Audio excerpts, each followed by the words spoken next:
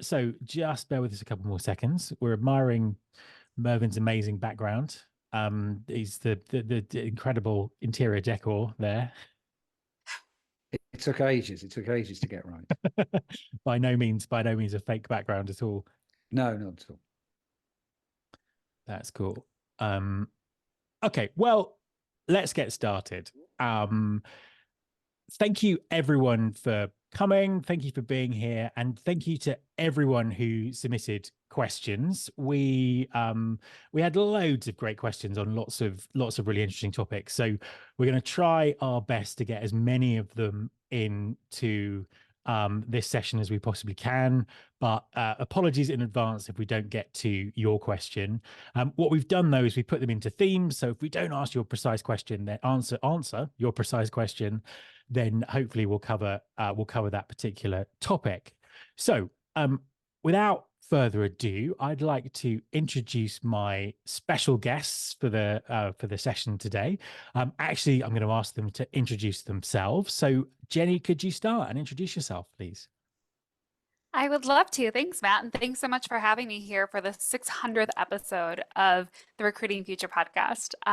My name is Jenny Neuharth. A lot of you know me as JCK.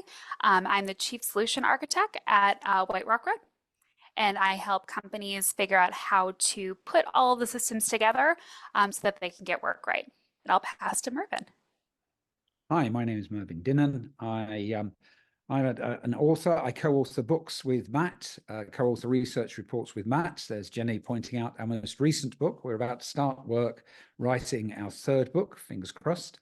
And I'm an analyst, influencer, podcaster, generally kind of spending my time on LinkedIn and platforms, talking about the world of work and how it's changing and how talent's evolving. Fantastic stuff. So just in terms of format, we're going to pick the questions. We're going to talk about them. If you want to ask extra questions in the comments, then please do. Can't guarantee we'll get to them, but that would be great.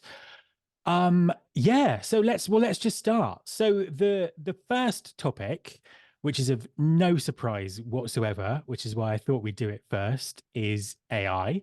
And it's not just because it's illegal to run any kind of webinar or podcast or content session without talking about AI at the moment, but it was one of the most popular kind of subjects that people asked about. So to start us off with, I'm going to combine two of the questions here. So I'll read the questions out and then we'll kind of come with our answers. So the question number one is, why do you think employers should embrace AI? And that comes from Lex Kramer, marketing manager at JobSync, who I see is here on the call.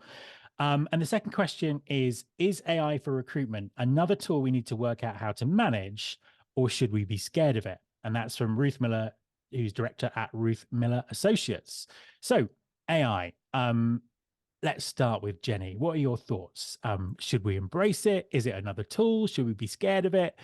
Just give us your lowdown on AI, where you currently stand with it. Yeah, no, these are great questions. So thank you for everybody who submitted those questions, and thank you to Matt for, polling the audience to make sure that we're able to talk to the things that are keeping you up at night. And so as it relates to AI, should we embrace it? To Lex's question, I think absolutely. When it comes to AI, I'm less afraid of AI. I'm more afraid of the black box that is the human brain, right? Because the original and most pervasive black box is our own mind. And so the way that we make decisions, the way that we decide who fits, a lot of the times that's based on, our historical experiences that are shaping what our good looks like. Now, that good can sometimes bias people in or out unfairly into our organizations. And so if I'm able to leverage something like an AI, I can build guardrails to make sure that we're creating more level playing field and more opportunity for people to come into our organization. Who do I shortlist? Who do I move forward? Pieces like that. As it relates to should I be scared of it? If you weren't scared of it, I'd say you're doing it wrong, because having some sort of healthy fear, I think, is important with anything that's net new. And so, but don't let that fear, in my opinion, hold you back to biasing to action. So it's really, really, really important that you understand how to use a tool like AI in your professional tool belt and figuring out where you can begin with it, keeping in mind that some of the areas that are most typically talked about are, I would argue, not the best places to leverage that AI. So really, I think those are my answers to those questions, Matt. Mervyn, what do you think?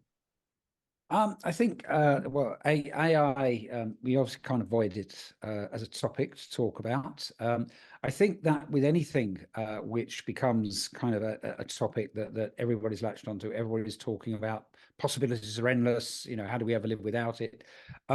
We need to be careful of the hype, the hype cycle of this is going to cure everything, this is going to be, it's going to put all recruiters out of jobs, it's going to do this, it's going to do that. And I think it's how we use it as a tool to help us make better hiring decisions, attract talent, bring people into organizations in a better way. So AI I see being used in various ways, and it has to be used to enhance the experience, both from the recruiter and from the candidate, to be able to, I suppose, give information. What we don't want is, there used to be this thing about employer brand or employer bland, because everything sounded the same. And one of the issues could be that if everybody uses AI in the same way for the same thing, you almost get homogenous applications. It's kind of, I've been asked all these questions already, I know what to say, and people will have the standard answers for things. So I think that we need to use it to support us to find out the information we need to find out about people, to enable people who are applying to our organizations to be able to represent themselves in the way that they want to represent themselves, to bring out their key points, but also to I suppose find out more about them as individuals, as opposed to tick box exercises. So I think we've got to embrace it because it's there, and for candidates it can make life easier. There was, I refer back to some research, and I still can't remember who it was from, but they was about asynchronous video interviewing.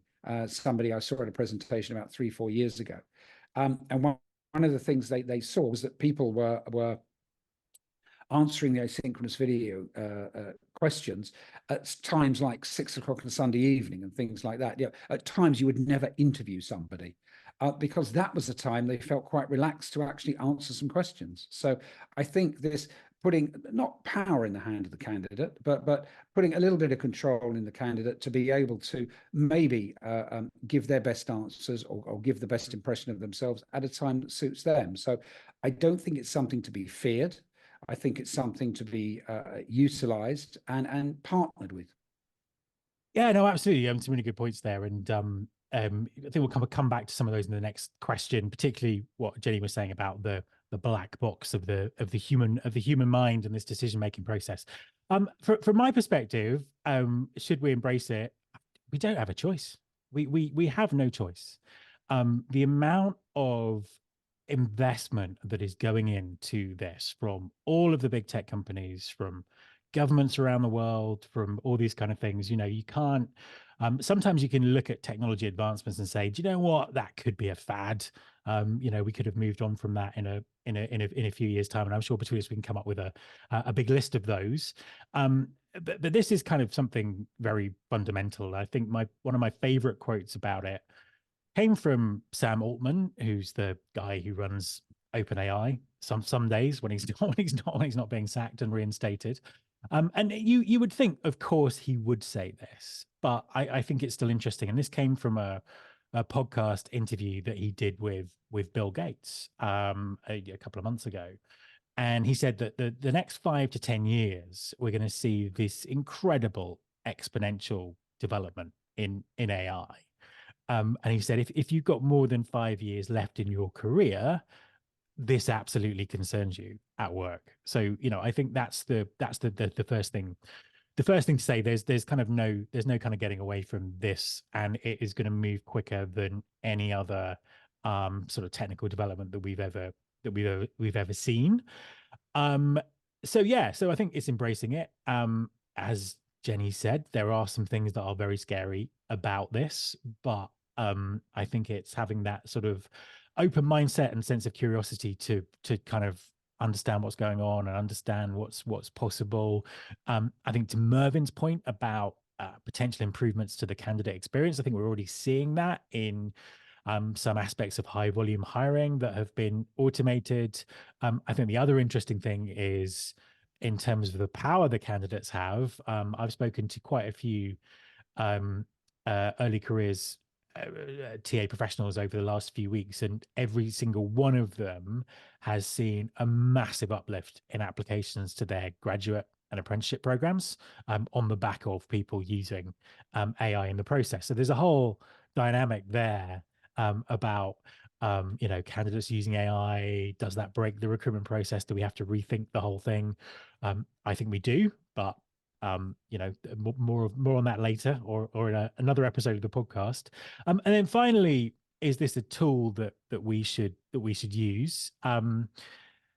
Yes, absolutely. And I think that experimenting with it now is a great thing to do. I think the final thing I'd say on this is a slight word of caution, because I think there's two ends to this debate. There's a distinct school of thought, and you will see people talking about this all over LinkedIn. It's the same people, that recruiters and talent acquisition will cease to exist at any point between next week and 5 years' time. And then the other school of thought are the people who normally reply in the comments to those people who say, do you know what? It's a bit rubbish. I can't see anything in it. It's not going to change my job. Nothing's going to happen. So they're the kind of the two ends of the spectrum. And I think the temptation is to land in the middle and say, it's a tool. It's going to help us. It's going to augment everything that we do, which is certainly true for now. My question would be, what if we end up further towards the replacing TA part than we do the nice tool we can all use part? And that's just a thought to put out there in terms of how you shape your thinking around it. I don't know if anyone else has got thoughts on that. I think, if we are talking about aspects of talent acquisition being reconsumed into other places of the organization or not existing in the future, and we think at like, well, what do we do with the talent acquisition leaders? One thing I keep reiterating, because I'm a talent acquisition leader myself and have done employer branding and have worn those different hats, I just want to remind the leaders that are out there, talent acquisition is uniquely suited to become experts in how to use generative AI, because we, at its core, understand that humans are not one size fits all. And so we have to be asking the right sharp questions to figure out what is the talent behind that resume. And that is the same thing that's needed to go from concept to mastery with some of these Gen AI skills, right? It's all about the art of the question. That's going to help you get the right answer. And I would argue that the talent acquisition world is uniquely suited to be able to not just use it, but like become super users of it. Absolutely. Mervyn, any extra thoughts? Yeah, no, I think I would agree. I think that it's the way we use it. We can use it in some respects to save time, to cut out some of the areas where we possibly don't need. So the concept of, I suppose, individuals focusing on the more value add, the more human side of things, I think is important. And I think that it might take out of the hiring process a lot of the repetition, a lot of the kind of, because being hired and stuff isn't a great experience for a lot of people, as we know, because you and I have been talking about candidate experience since we were kind of like youngsters in this game, and it's still not been fixed. So it's anything that makes things better. And the expectation, of course, the generation coming through now are going to expect this kind of a service. They're not going to want kind of faffing about. They want to get straight to the point, answer what they need to know, find the information they need to know, and get started. And I think it also will help in a lot of areas, like I suppose the hourly hiring market and things like that, where people just want, if you like, almost the next gig, the next task, the next assignment, without having to go through swathes of kind of levels of filter. No, absolutely. And, I think what you're saying about generations coming through is very true.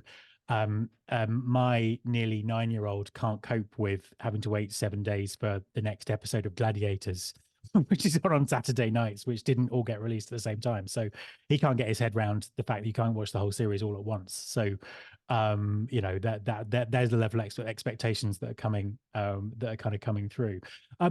One more question on AI, which I think picks up from some of the kind of threads that we've put out there already, before we sort of move on and talk more about TA teams of the future, the skills that people are going to be needing, because that was by far the most popular area of questions. And in fact, someone's put a question in the comments about what's the future of the function. So before we get to that, the final question about AI is, in the light of increasing diversity and inclusion efforts, do you see the impact of AI on recruiting as positive or a negative? And that comes from Stephanie Pitts, who's Group Head of Resourcing at Lloyds Banking Group, and I used to work with her. So hi, Stephanie, if you're on the call or you're watching the replay, thanks for the question. What do you think? Jenny, do you want to pick up on your black box thing again? Yeah, so when I mentioned that the black box is a human brain, one thing to note is in March of 2020, I had a very significant head injury and I lost my memory. And so the preconceived notions that I had based on my experiences were in a lot of ways wiped out. And so for like what good looks like, what does safe look like, what is the right talent look like? And so when I was coming back into the space, I really was trying to figure out, like, how do I get this right? And I saw AI as something that could help me put guardrails around traditional biases or prevent other people, like hiring managers, to be able to have those guardrails to those biases. And so I think it's really, really important that everybody's going to have bias, right? And there are good biases and there are bad biases as it relates to diversity, equity, inclusion, and belonging. I think AI can definitely, if wielded correctly and properly, to create those proper hard and soft guardrails to prevent people from biasing historically in some of the negative ways, it can be used to create more level playing fields. It can be used to further diversity, inclusion, and belonging efforts. There are a lot of ways, again, that it can be used, but it can also, at that same point, go the opposite way if we're not careful. And so it's really, really, really important when you're looking at these tools as something to implement, you have to remember these are not projects. This is not a start and an end with a period. These are programs. They have a comma. They are continuously going to be going. And a lot of these models are going to sharpen and they're going to learn. And you want to make sure, again, that we're sharpening and we're learning on the right behaviors and we're not perpetuating the wrong ones. And so adopting this design thinking model of how we're going about where, when, and how we're leveraging these technologies is going to be absolutely critical if we want to get them right. Yeah, absolutely. And I think I think the thing about AI and bias is that's kind of been where a lot of the focus of the headlines and the stories have been. You know, there's been this story floating around for a number of years now about the Amazon algorithm that had bias baked into it and all these kind of things. And I think that it's kind of very easy sometimes, I think, to focus on all of those negative things, but there are some hugely positive things about this as well. Next week on the podcast, hopefully next week, if I can get the video edited in time, I've got a really interesting interview with Commissioner Sondling from the EEOC, talking about regulation in AI to avoid bias. And he makes some really interesting points that actually there's a lot of talk about regulations coming in around AI. So the EU AI Act, which is quite difficult to say, is on the brink of coming in, and that highlights recruiting and selection as a high risk activity within that. And then there's legislation in New York State that looks at transparency in AI driven hiring. So there's new legislation coming in, but actually all the existing legislation applies. So, the legislation in the US, the legislation in the UK, elsewhere around discrimination and protected groups still applies, even, still very much applies to, decisions being made by AI. I think one of the other interesting points that he made, I don't think he makes it in the interview next week, but he certainly did in another conversation I had with him, was AI actually offers you the opportunity to predict bias in advance. So you can actually you can actually look at whether the things that you are doing are going to be, biased, which I think was again really interesting. But as Jenny says, there's some huge kind of negatives with this, and I think it's just perhaps the ability to document and measure and analyze this that is going to be kind of really helpful. Mervyn, any thoughts? I think you've both pretty much covered it. I suppose that I suppose my looking at where I suppose the human can get involved, it's a kind of almost a sense check. So certainly in the early days of this, it's possible that I suppose the human brain can maybe look at both sides and say we are at risk of perpetuating something here, or it's because obviously the AI gets shaped a lot by the information that goes through. So I think it's more trying to I suppose be not the voice of reason, but to oversee to the point where we're not relying too much on it, where it is becoming possibly biased, if you like. So it's kind of, I think it's interesting because obviously there's so many iterations coming out all the time, and it's being used in so many different ways, and it's being hardwired into so many different platforms that we use. It sometimes will be difficult, certainly over the next year or two, to know when AI is involved, when it isn't. But I think it's again the human, I suppose the balance, if you like, the human eye to ensure that maybe we're not going too far one way or the other. Absolutely. So let's move on to the next thing, which is all about the future of TA, the skills that TA professionals will need in the future, and what everyone's career might look like. And this was by far the most popular topic of questions. So there were a huge amount of questions about this. So it's something that's obviously unsurprisingly very important to people, particularly in the current circumstances with economic factors and AI and everything else that's going on. So I'm going to combine another two questions here. The first question is from Rick Sherlock. He's actually on the call. So thanks for the question, Rick. Rick's with Microsoft. What skills can recruiters focus on building, developing that will equip them for AI-focused recruiting processes? The next question is, what are the future skills required by recruiters and TA partners with the developments in AI and skills-based hiring? That comes from Sally Edwards, who works at Marks and Spencer. And then I'm going to combine it with the third question that came in from the audience right at the beginning, which is, with the roller coaster function that is TA, hirings and layoff constantly, what's the future of the function? So to summarize all of that, it's kind of like, what does the future of TA look like? And how does that affect the individuals who work in it or aspire to work in it? What kind of skills are we gonna need in the future? So I'm going to ask Mervyn this one first, because as a former old school recruiter, then who's seen things develop over a period of time, I thought you might want to have a first go at this one. Well, obviously, over the last 12 months, 18 months, we've been beset by recruiters recruiting and humanless human resources, and the AI is doing it all. But these are very personal things. These are very human things, and therefore, it's not so much humanless. It's putting the humanity into these things that I think is the crucial thing, and that's, I think, part of the role that both TA and HR can play in kind of ensuring that it's not all down to the algorithms. It's not all down to bias, perhaps. So I think that's the skills that we need are perception, understanding, a kind of, I suppose we need to understand the technology to know when not to interfere, but I mean, when there possibly needs to be something tweaked, when there possibly needs to be some, we can spot the bias trends. I think it's what we need humans to do is to be human. And I think that there will be areas of the whole of the TA ecosystem which will become a bit more humanless. And again, it's kind of, I was involved in a simulation last year to do with Upwork. If I'm allowed to mention names, I don't know. Of course, you can mention names. Okay. There are no sponsors here. We can mention whatever names you like. That's okay. And there are about 30 people who are like analysts, influencers, authors, and everything, kind of co-creating this future of work.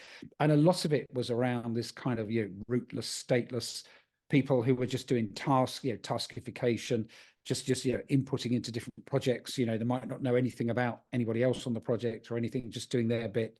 And that is something which AI is great for. But again, there needs to be some kind of, I suppose, the human oversight to actually, I suppose, see the end goal and see where things are happening. So I think TA itself, I think, needs to develop these kind of skills, needs to develop a lot more understanding, a lot more perception, and a lot more, I suppose, being able to see how the evolving, because the AI will evolve. What we're talking about now won't be, if we do this in 6 months' time, we'll be talking about something different probably. And so I think keep that human perspective on it, and to understand when humanity is needed in these processes, because ultimately, for some, it's just a case of the way they make money is by doing these projects and things. But for other people, it's the way they support their families. It's the way they live their lives. It's a lot more personal. And I think that's the bits that we need the humans to do. Jenny, what do you think? Can you restate the question again, Matt? I'm sorry. I want to make sure that I get it right. 3 questions that I squeezed into one long question. I didn't go off a tangent, did I? No, not at all. So so basically, it's what is the future for TA, and what skills do the people who are working in TA in the future need to have, so the people listening now can think about how their careers might develop. Yeah, I think so. One of the most important things is we have to normalize being able to ask for clarity and asking that question, do we have it right? So not assuming that we have it right. So what I just did with Matt, right? I had written down the questions, I knew what they were, but to drive home that point, we have to make it okay for people, and we have to normalize it being okay for people to ask for questions or to show that they might need some more help here. Until we get that part right, I truly don't believe that we're going to be able to leverage AI to the best of our ability. And so that's one of the pieces. The other piece is the skills that are needed to be able to truly thrive kind of in this future work, I think would be design thinking skills. So understanding how do I like personally the double diamond model of design. So it's 2 diamonds that go next to each other. And so the first diamond is understanding the problem. So it's design the right thing. So it's what are we going at? Like, let's look at it from a 360-degree view. When we fully understand that problem, we move over to the second diamond, which is design that solution the right way. And so I think adopting some of those skills are going to really, really help TA and HR to get this right as we move forward. And then I think one of the big things that we have to do is as a practice, as an industry, is we've got to unlearn. We've got to learn how to unlearn. So it's not necessarily about what skills do you need. It's how do we look at the skills that are in our professional tool belt that might not be as sharp, or that we might want to put back on the tool bench, right? So that we're keeping the skills that we need sharp, and we're consistently sharpening them, I think is a really important thing. Because if you have a design bias of how we solve problems or how we get to the right solution, and you have that out of the gates, you are actually preventing yourself from being able to get those pieces right. And so being able to unlearn and then learn the right things, I think is going to be really important. No, absolutely. I mean, I kind of agree with everything everyone said so far. To kind of add my own thoughts on it, I think I get asked this question a lot. I see this question being asked a lot, and it's only natural because we want to know. We want to know what's gonna happen. I think the biggest issue is we don't know what's going to happen. I was reading that Chat GPT-5, which might not be called that, is potentially coming out in a few weeks / months time. No one really knows what that will do, or all these kind of things. So there's a huge amount of uncertainty and unknowns about this, and I think anyone who sits there and tells you they know exactly what's going to happen and exactly how it's going to develop, is either lying, or there's some kind of AI time machine they've come back in to warn us about the about what's going to happen. So I think the most important things at the moment, it kind of echoes what everyone's said so far.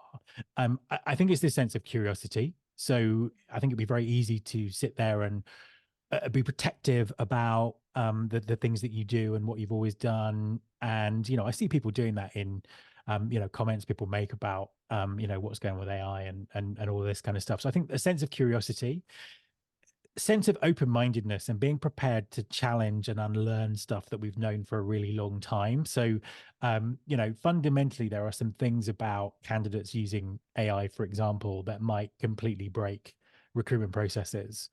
And all we can do with that is build better processes. I think putting policies in place to stop candidates using AI is a complete red herring here, because I just don't think that's sustainable.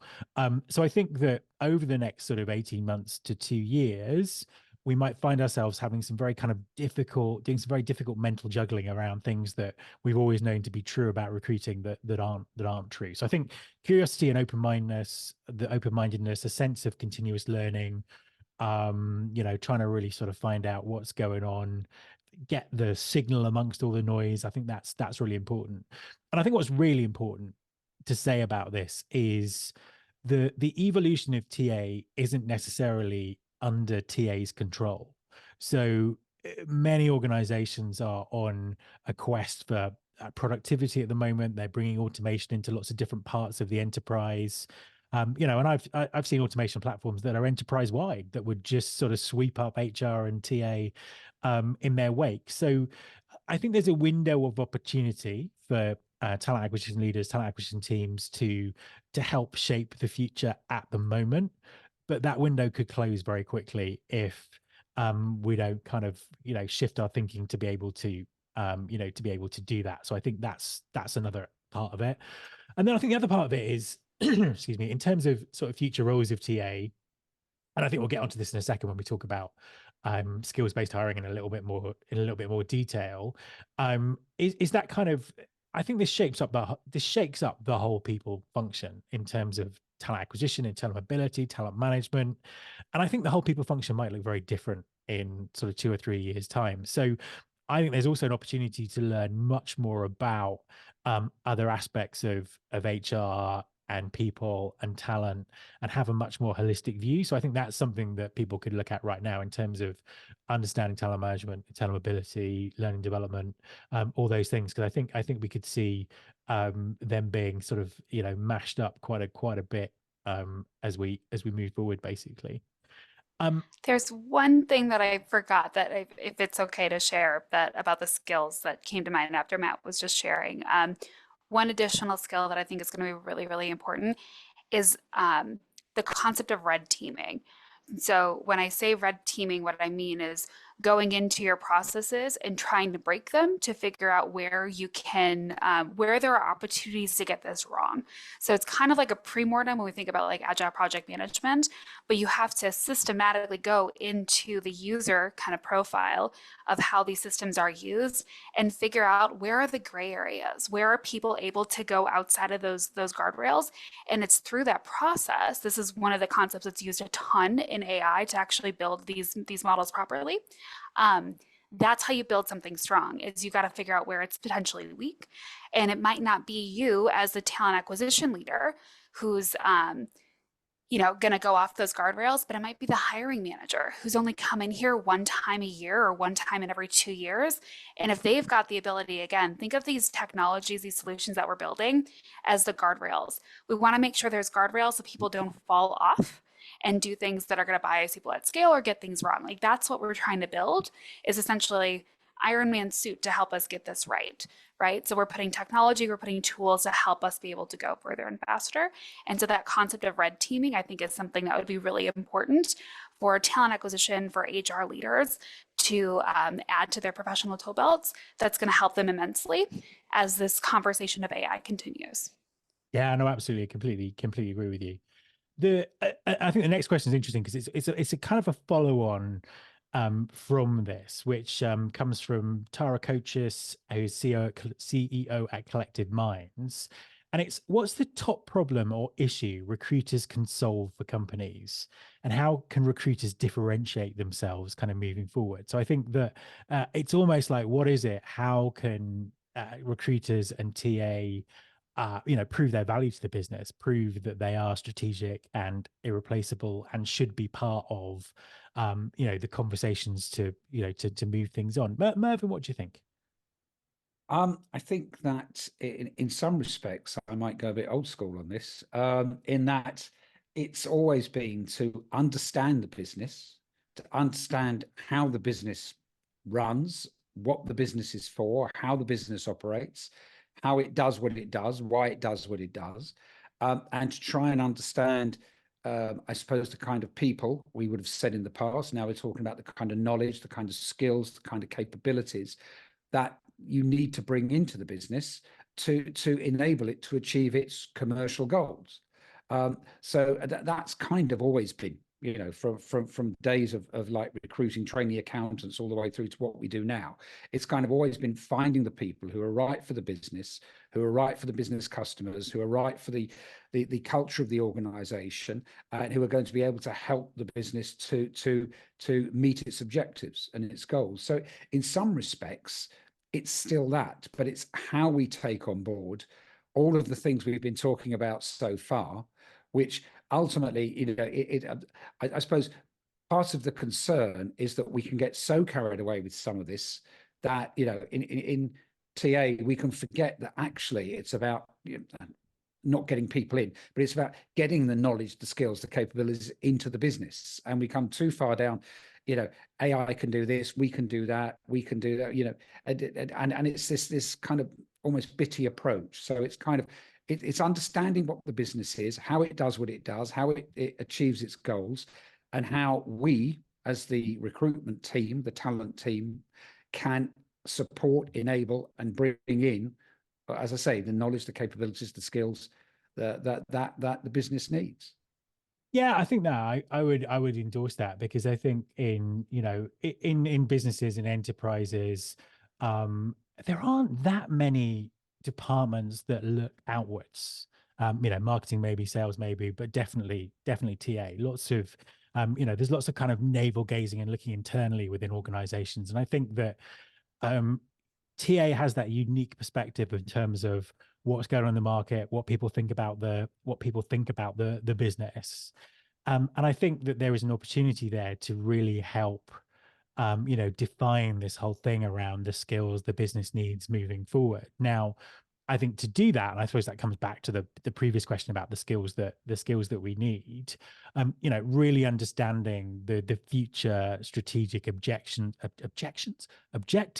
of the business that you're in, and how skills and talent relate to that is a core fundamental part of that, because then I think there's a real value in terms of having that external view on what's going on out in the market. What do people say about the business? What does the company really need, rather than what some of the hiring managers think they need? Kind of applying that lens to say, do you know what, things have changed. Actually, we need to think about this a different way. I think that's kind of invaluable. Jenny, what do you think? Find my unmute button there.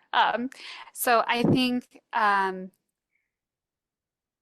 acquisition needs to become experts in nuance. And that's like the big differentiator between humans and AI, right? Is humans are able to understand nuance. And what I mean is the nuance of an accounting leader is not an accounting leader, is not an accounting leader, is not an accounting leader, right? There's going to be a different puzzle piece needed for that specific role within your organization. And what your job as TA is to identify what are the curves, what is the fit, what is the perfect puzzle piece for that person, for that opening.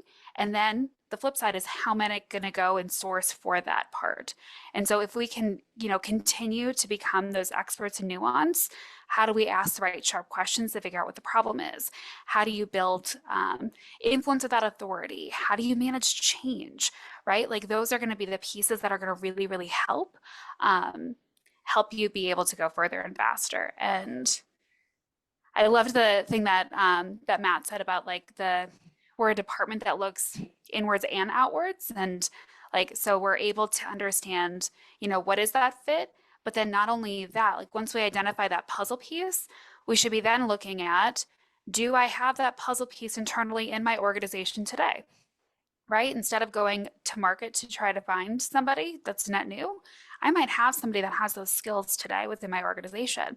And do I have the systems and the ability to be able to search for that Lego piece that might be within my organization? And if I don't, how do I build the infrastructure so that I'm able to do that? Because a lot of the times, right, you might have that human who's in your organization, but when skills don't live in an HRIS system, typically, often they're outdated in the applicant tracking system.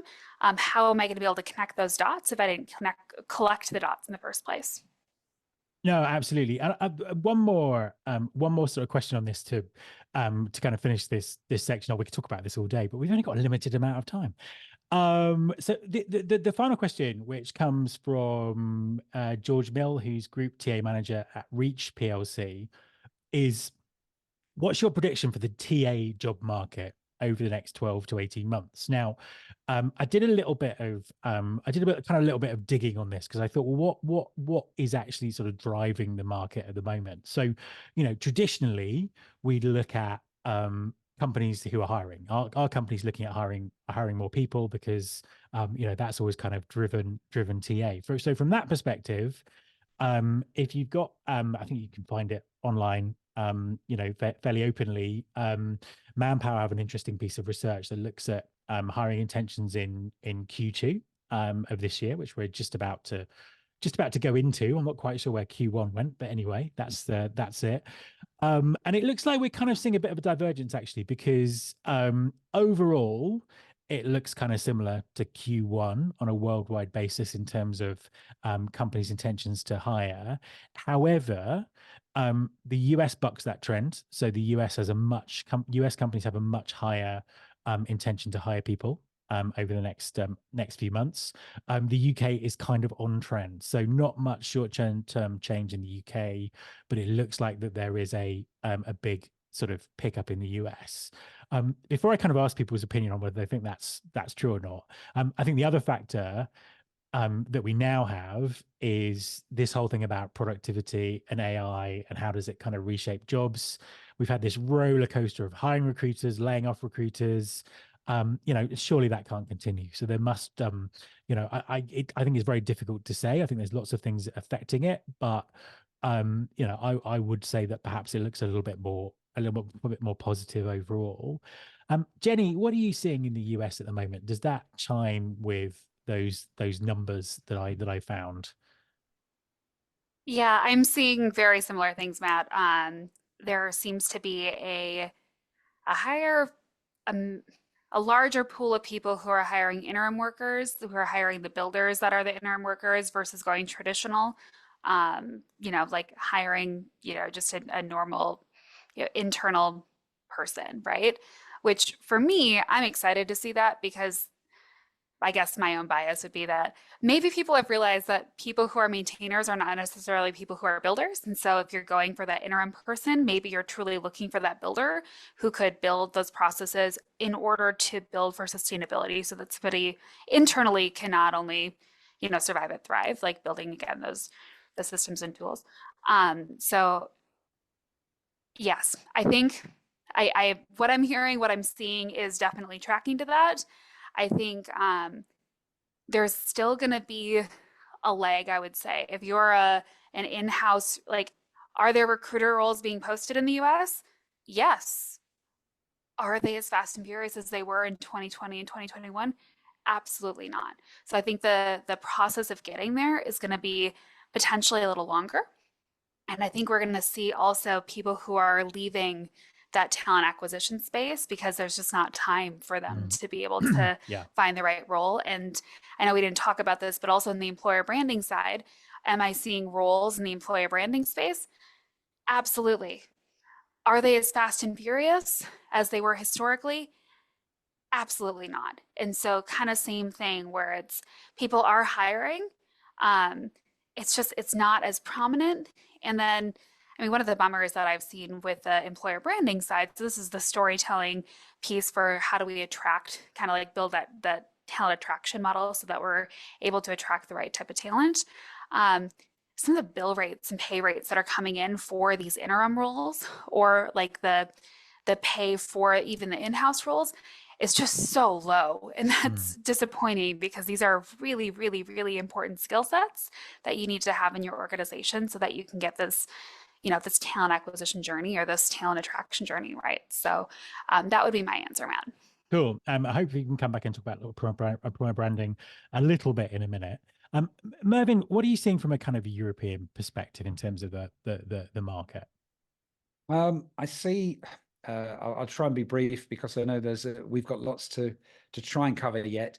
I think we're going to be slightly different from the US, so slightly different to what Jen has just said. I can see certainly just looking at the various platforms we all look at, be it Facebook, be it LinkedIn, be it the professional networks. We can see more TA people who seem to be looking for work. And I think that is a bit of a divergence between, say, UK, Europe, and the US at the moment. Now, whether that's because we are going faster down the AI route to try and enable these things, I don't know. So I think it will be, as I said, last year it was all about, AI means recruiterless recruiting. I think we've moved on from that. We understand the role the human has to play.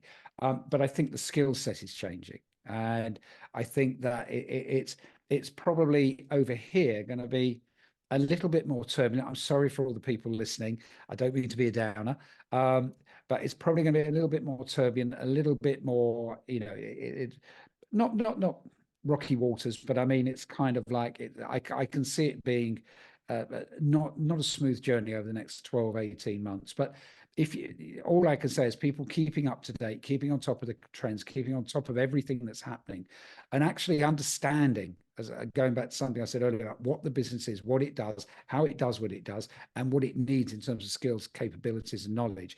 That's the way I think for TA to stay on top of this. Yeah, I think also to add to that, I think something there's more elections going on in more countries this year than any year ever. Something like 60% of the planet is supposed to be voting this year. So we've obviously been talking about the UK and the US. Both have big elections coming up, and that always causes a lot of uncertainty and kind of makes clarity quite difficult. So that's kind of, I suppose, a unique thing about this year. Kind of want to move on. Before I do, I just wanted to take a couple of seconds because it's kind of directly related to this. So we've been talking a lot about trend spotting. What does the future look like? What skills do I need to develop? All those kind of things. It's come up so much as a question. I'm actually putting a course together around trend spotting to help people spot the signal in the noise, to help them make sort of long-term strategic decisions, to help them I won't say future-proof their careers. I don't think we can future-proof anything, but just have that kind of understanding and to take that time and to kind of really really think about it and sort of plot out, not just predict the future, but also influence the future as well. So I'm putting all that together in a course which is going to come out next month. If you scan the QR code, there's a simple form to sign up, and you'll kind of be the first to hear about it. So just wanted to kind of put that out there briefly at the end of this section. So QR code's there. It's mattalder.me/course. If you're adverse to QR codes, or you're listening to this on your phone and you can't scan a QR code. Cool. Okay, so let's just change direction a tiny little bit here, because I had a couple of questions in about podcasting. So Mervyn, could you ask question 12? Could I ask question 12? Question 12 says, was there any point that you doubted you could make it to 600 podcast episodes? And if so, what kept you motivated? And that is Glenn Martin, and never mind the job spec. And I wanted to answer that for you, but no, I'm going to let you answer it. Yeah, I think I should probably answer that one. Yeah, I know it's a really interesting question. I suppose there's two bits to it. When I started the podcast, I didn't really imagine that I would be doing 600 episodes. I was kind of focusing on doing the first 50 and taking it from there. I love doing this podcast. I've never needed any motivation to do it. The reason I love doing it is because people listen to it, and I have brilliant guests and great sponsors, and people give me brilliant feedback, and it's just a joy to do. So I just wanted to use this question to say thank you to everyone who listens to the show, who provides feedback, who's been a guest, who's been a sponsor. It really is a joy. So thank you all for that. And Jenny, do you want to read out question 13? I don't have that. You don't have question 13. What is? I question don't have 13. it up. Question Shall I do 13. It's all right. It's fine. Yeah, you do it, Mervyn. You do it. Yeah. It's from our good friend Evan White. Evan White PR. Oh, I know what this question is. There you go. You answer it. See, I've led you into it, Jenny. 600. Thank you for connecting the dots for me, Mervyn. Mr. Evan White. Hello, Evan. Thank you for your question. His question was, so 600 podcast down, 600 more to go? Question mark. So Matt, that is the question I'm Absolutely. posing back to you. Of course. You can answer that one. No, it's fine. And Evan's actually on the call. Evan is a talent tech PR genius. He helped organize the live podcast we did in October in Vegas, which is fantastic. 600 down, 600 to go. I hope more than 600 to go. As I say, I love doing this podcast, and I want to keep doing it. So, hopefully many more than 600 still to go. Right. We're getting into the last little bit here. So I'm going to kind of dive into skills quickly. What I'll say, there was a few questions about skills-based hiring. What is it? How are we getting to it? All those sort of things. That's a really big topic. I've been doing some research with Talent Sandbox over the last few weeks. We've spoken to about 15 enterprise organizations about skills-based hiring and where they're at with it. We're going to do a podcast on that. We're going to do a podcast on the results in April. So keep a lookout for that. And that's US and UK based company. Well, it's global businesses, because there's some interesting stuff there in terms of the development of it. The question I wanted to pick to ask comes from Malcolm Taylor, who's head of capability at the UK Health Security Agency, and was actually a guest on the podcast a few weeks ago. His question is, what barriers between talent acquisition and people development teams are there that, if they were removed, would yield the greatest impact? Now, this is really interesting for me from a skills perspective, because I think when companies talk about skills-based hiring, it's part of being a skills-based organization. And I think that that really necessitates talent acquisition, talent management, and L&D working very close together to understand the skills in the organization. In our book, Digital Talent, that me and Mervyn wrote, we wrote a whole piece on what we call total talent thinking, which is all about holistically looking at talent. So I think that the advantages for the organization for TA and talent management to work closely together to understand the whole skills picture, are infinite. I think that can provide so much value for an organization. Jenny, what do you think? TA working with a broader people function, what are the opportunities? Oh gosh, there's so many opportunities. This is, again, we could have an entire hour just talking about skills and the transition to skills and all of that. But to sum it up, I think, when we're talking about skills, I need everybody to remember who's on this call. It's effectively like you're working with the operating system of a PC, but you're trying to go to the operating system of a Mac, right? Like, this is not something that's a bolt-on. We're saying foundationally, the way that we do this is going to change. And so being able to shift into a different operating system is really critical to get that right. And so there's going to be a need for the TA team and the learning team, right, to come alongside of this and understand our goal, our outcome, our hope is to get this differently, right? That's the outcome we want to kind of march towards. How are we going to reverse engineer to solve that, which is going to need us being able to turn away a lot of the times from the way we've historically done things, right? And keeping in mind too, so much of skills, in order to connect the dots, I have to collect the dots. And a lot of our systems and infrastructures, we haven't collected the dots to skills today. So again, we're going to have to shift the way that we're doing that, and then being able to create systems for success that are going to help people continuously be able to update those skills, right? Because I might capture some of the skills on my application process when I'm coming into an organization. But skills, the acquisition of new skills, like the whole world, it changes so much more fast, right? So you're going to have a system that's going to not only be able to collect those dots and transfer from talent acquisition into your organization, but also have the ability to mirror back to the individual so that they can connect the dots to the skills that they're adding so they can create that comprehensive profile. So these are all, like, again, I get really passionate about this topic, so I'm going to stop before I start monologuing, but you got to shift your operating system, everybody. This is not something, again, that's just like a bolt on. This is completely changing the way for how we're solving talent acquisition and getting it right. Absolutely. Mervyn, give us your 1 minute on total talent thinking. Or 2 minutes. You can have 2 minutes. It's fine. Everybody has to work together. So it's not just about, well, firstly, the TA team needs to be on top of, I suppose, what skills are out there, what skills are being developed, what people are evolving, what's going on in the marketplace, where's the demand. They need to be able to spot those trends and be able to feed that back.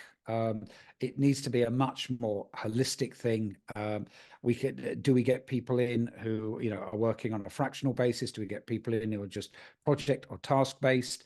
Are we hiring people fixed term contracts? Are we bringing people in as permanent employees who are remote? Are we, shall we hire somebody remotely from somewhere else in the world who can bring this knowledge? It really have to keep on top, I suppose, of a lot of these trends. And probably historically, it's been about kind of focused on what our business does, what it needs people to do, and just how we find out, from a group of potential candidates who's got the best skills and experience of doing those things. And now it's about, now hold on a minute, this is what, if we're moving forward as an organization, this is what you need to be looking for. So it's TA, in some respects, takes the lead on this, because they're the people out there having the conversations all day, every day, not even conversations, online, finding out what's going on, how things are being developed. They're speaking to people all the time. So it is very much feeding information back in, being able to go to a hiring manager and say, right, this is the project that you are now overseeing. These are the skills that you need. This is how you're going to get them. You can do it this way, but this is what it's going to cost you. You can do it that way, but this is the pitfall, and put together the plan. This is how we are going to achieve this project. And I think so there's a lot more, in fact, joined up, but I think, with TA is the eyes and ears. Absolutely. So we've got time for one last question, which I promised in the build up to this webinar that people could ask me questions about Scotland. So if I don't answer one, then I'm not fulfilling the brief. So last question, in your honest opinion, what is the worst Scotch whiskey? And that question comes from the Chad and Cheese podcast. So thank you to if you listen to the Chad and Cheese podcast, that will make perfect sense. I'll answer this quickly. Whiskey is a very personal thing. There's a whole flavor profile out there, and you pick your favorite. So when I was younger, I hated smoky, peaty whiskeys with a passion. I'm warming to them slightly now, but not that much. So my worst whiskey, and it's personal, it's a very fine whiskey, I'm sure. Mervyn, you probably love it. Is a whiskey called, I can't even pronounce that. I couldn't even find the right way to pronounce this on the internet. There were lots of different things. But it's called Laishik, and it's made in Tobermory on the Isle of Mull. And it describes itself as rich, smoky sherry tones, balanced by seaweed and light creosote in the mouth, before a long smoky finish with licorice and sea salt. Now, I can't see how anyone could like that, and I don't. My favorite is Highland Park, which describes itself as baked sponge cake on a pallet alongside cinnamon, citrus, and of course a bit of peat smoke. So, that's great. And my other top whiskey tip is cocktails with Famous Grouse are amazing.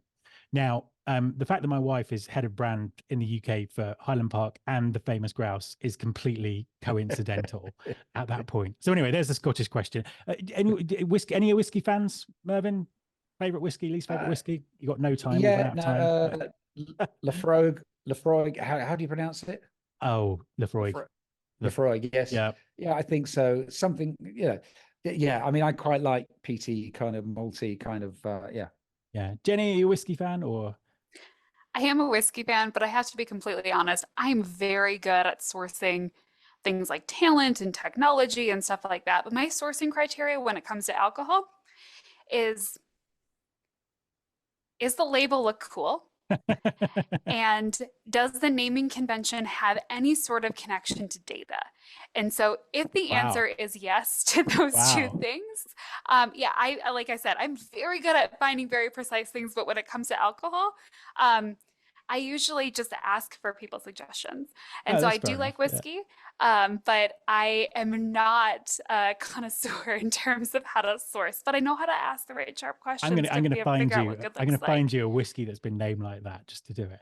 And on A that data note, one, amazing. yeah, a data whiskey. If anyone knows of one, then let me know. On that note, thank you to everyone who came. Thank you to everyone who asked a question, and thank you to my brilliant panelists today, Mervyn and Jenny. We'll send out a recording to this. Thank you all again for listening to the podcast. Here's to the next 600 episodes. Thank you very much.